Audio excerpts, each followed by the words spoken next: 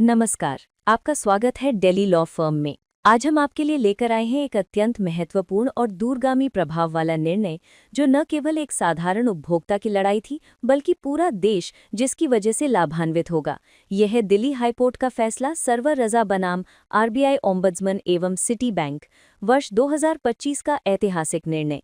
इस जजमेंट ने पहली बार देश में बैंकिंग शिकायत प्रणाली, ओम्बड्समैन की कार्यप्रणाली, रिकवरी एजेंट्स के व्यवहार और उपभोक्ता अधिकारों पर एक बहुत गहरी और सख्त टिप्पणी की है। हम इस पूरे केस को विस्तार से समझेंगे, उसके तथ्य, तर्क, कानूनी विश्लेषण और सबसे महत्वपूर्ण, इस निर्णय के बाद भारत में क्या-क्या बदलेगा। आप इसे ध्यान से सुने, क्योंकि ये ज्ञान न केवल आपके लिए बल्कि किसी भी बैंक उपभोक्ता के लिए ढाल जैसा साबित हो सकता है। बिल्कुल सही कहा आपने। ये मामला शुरू तो हुआ एक साधारण क्रेडिट कार्ड फ्रॉड से, लेकिन अंत में इसने भारतीय बैंकिंग प्रणाली के सबसे कमजोर पहलू यानी कि शिकायत निवारण तंत्र को सीधे कटघरे में खड़ा कर दिया। न्यायालय ने बहुत स्पष्ट शब्दों में कहा कि आरबीआई का ओम्बड्समैन सिस्टम उपभोक्ता हित में काम करने के बजाय एक मशीन की तरह शिकायतें खारिज कर रहा है। सोचिए, एक पीड़ित व्यक्ति जो अपने पैसे की सुरक्षा के लिए ओम्बड्समैन के पास जाता है, उसकी शिकायत को सॉफ्टवेयर या ऑटो जनरेटेड सिस्टम के जरिए रिजेक्ट करना, क्या ये इंसाफ कहलाता है? इसी प्रश्न ने इस मामले को इतना महत्वपूर्ण बना दिया। तो आइए शुरुआत करते हैं इस केस की जड़ से।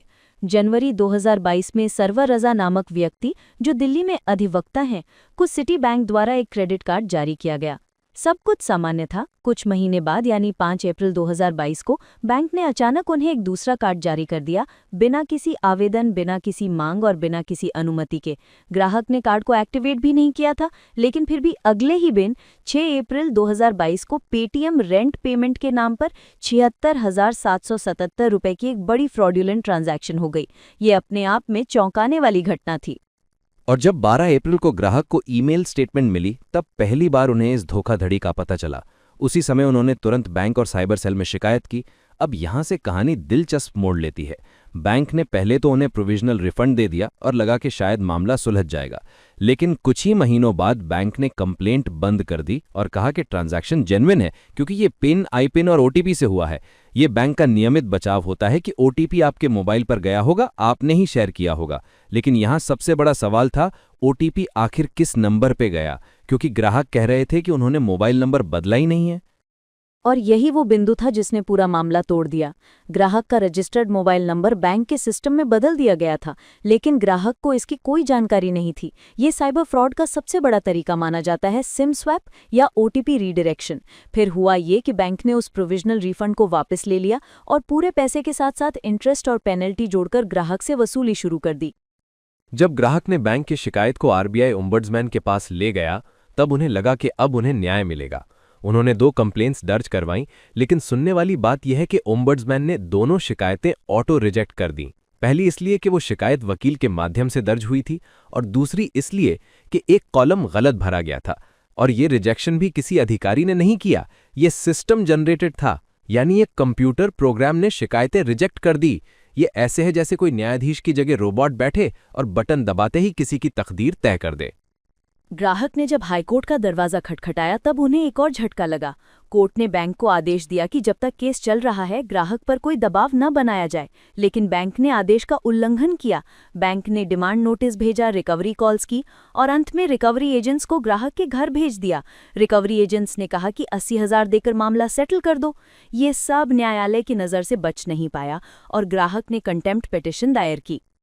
जब ग्राहक ने बैंक के जनरल मैनेजर को तलब किया गया, तब उनसे पूछा गया, आपके ऑटोमेटेड ईमेल्स कौन भेजता है, कौन रिस्पॉन्सिबल ऑफिसर है?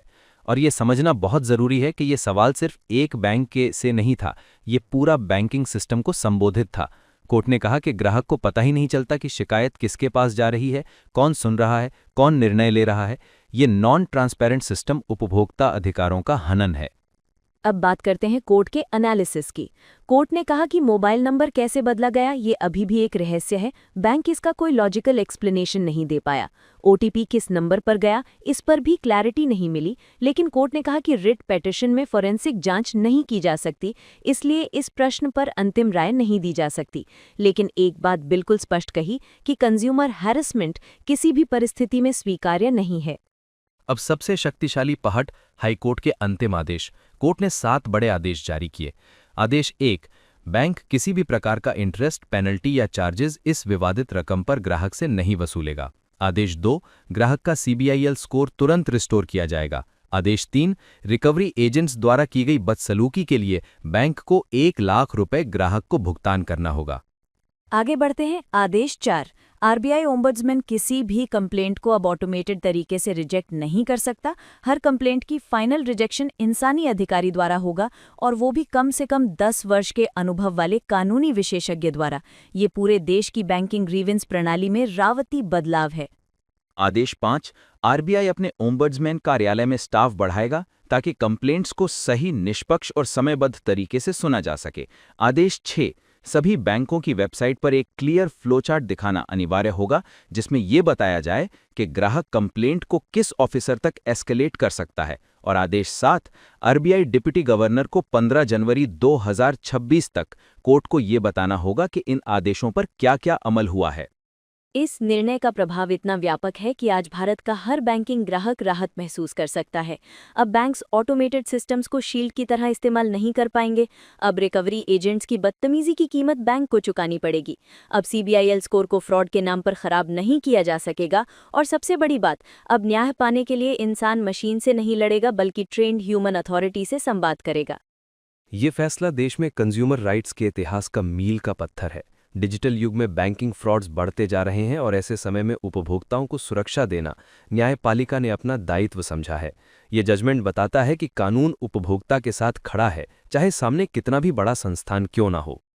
यदि आप भी किसी बैंक फ्रॉड, गलत transaction, credit card dispute, fake recovery call, CBIL गिरावट या ओम्बड्समैन रिजेक्शन का सामना कर रहे हैं, तो ये जजमेंट आपका सबसे मजबूत हथियार है।